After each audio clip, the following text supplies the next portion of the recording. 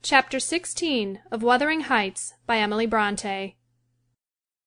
About 12 o'clock that night was born the Catherine you saw at Wuthering Heights, a puny 7 months' child, and 2 hours after the mother died, having never recovered sufficient consciousness to miss Heathcliff or know Edgar. The latter's distraction at his bereavement is a subject too painful to be dwelt on. Its after-effects showed how deep the sorrow sunk. A great addition, in my eyes, was his being left without an heir. I bemoaned that, as I gazed on the feeble orphan. I mentally abused old Linton for, what was only natural partiality, the securing his estate to his own daughter instead of his son's. An unwelcomed infant it was, poor thing. It might have wailed out of life, and nobody cared a morsel during those first hours of existence.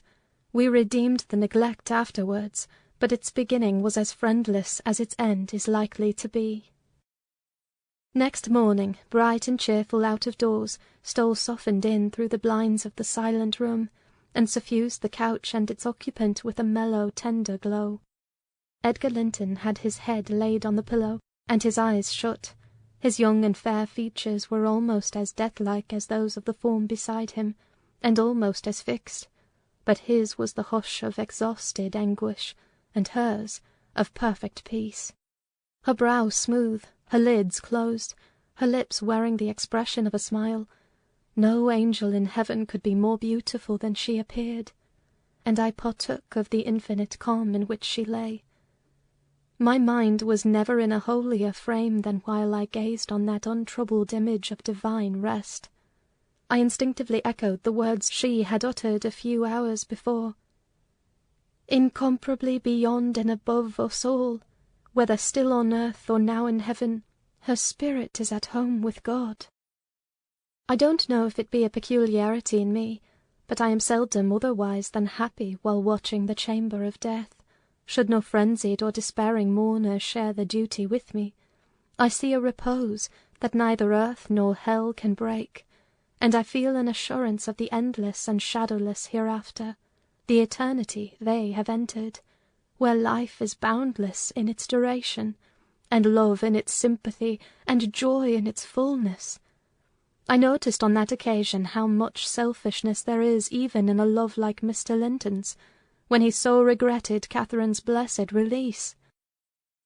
To be sure, one might have doubted, after the wayward and impatient existence she had led, whether she merited a haven of peace at last.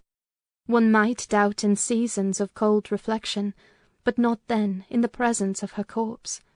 It asserted its own tranquillity, which seemed a pledge of equal quiet to its former inhabitant. Do you believe such people are happy in the other world, sir?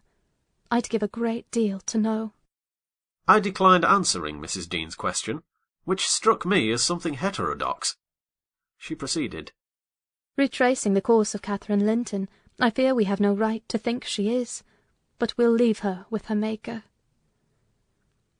The master looked asleep, and I ventured soon after sunrise to quit the room and steal out to the pure refreshing air.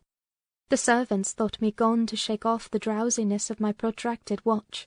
In reality, my chief motive was seeing Mr. Heathcliff. If he had remained among the larches all night, he would have heard nothing of the stir at the Grange, unless perhaps he might catch the gallop of the messenger going to Gimmerton. If he had come nearer, he would probably be aware, from the lights flitting to and fro, and the opening and shutting of the outer doors, that all was not right within. I wished, yet feared, to find him. I felt the terrible news must be told, and I longed to get it over, but how to do it I did not know.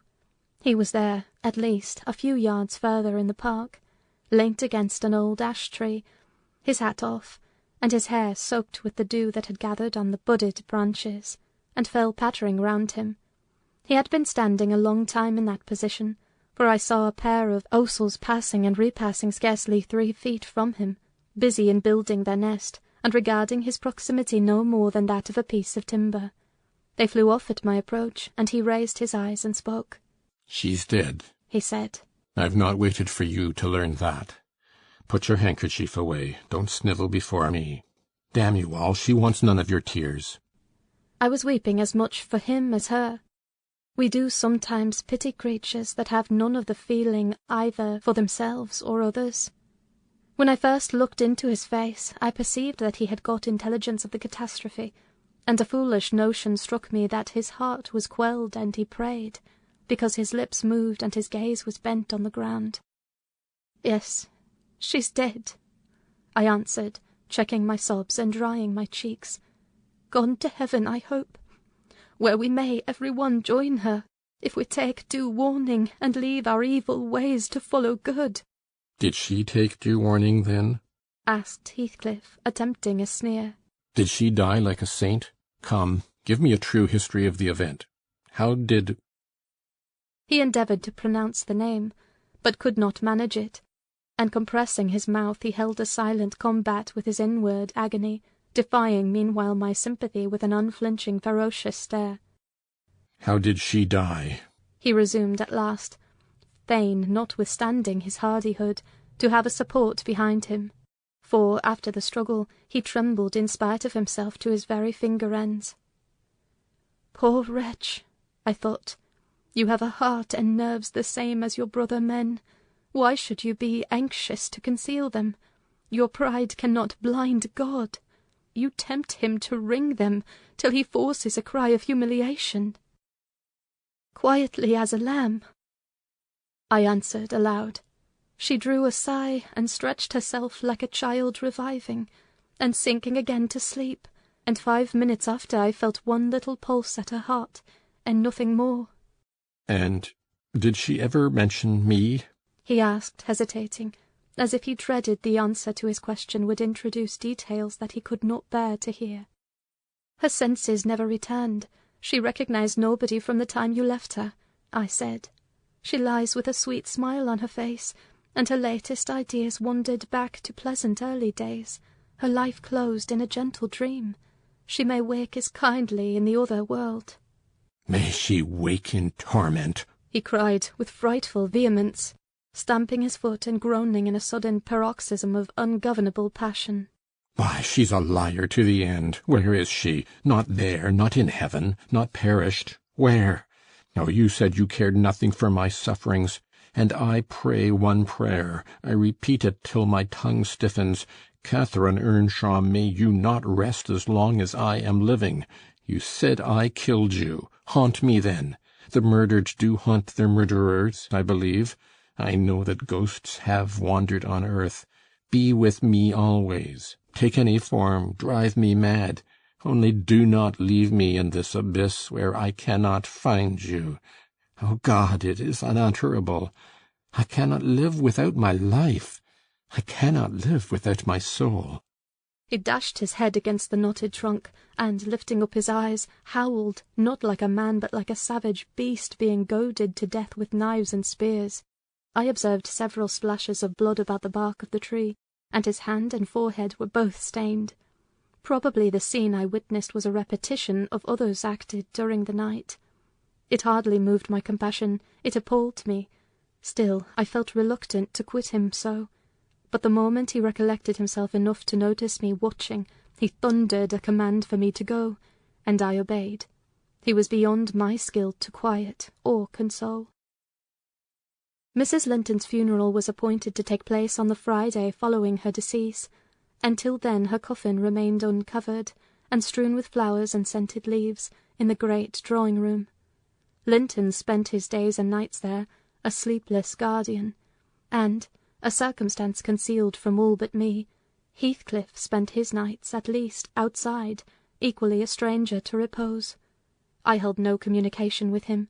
Still, I was conscious of his design to enter if he could, and on the Tuesday, a little after dark, when my master, from sheer fatigue, had been compelled to retire a couple of hours, I went and opened one of the windows, moved by his perseverance to give him a chance of bestowing on the faded image of his idol one final adieu.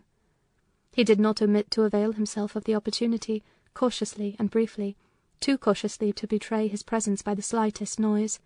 Indeed, I shouldn't have discovered that he had been there, except for the disarrangement of the drapery about the corpse's face, and for observing on the floor a curl of light hair, fastened with a silver thread, which on examination I ascertained to have been taken from a locket hung round Catherine's neck.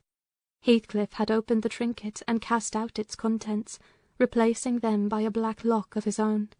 I twisted the two, and enclosed them together. Mr. Earnshaw was, of course, invited to attend the remains of his sister to the grave. He sent no excuse, but he never came, so that, besides her husband, the mourners who were wholly composed of tenants and servants, Isabella was not asked.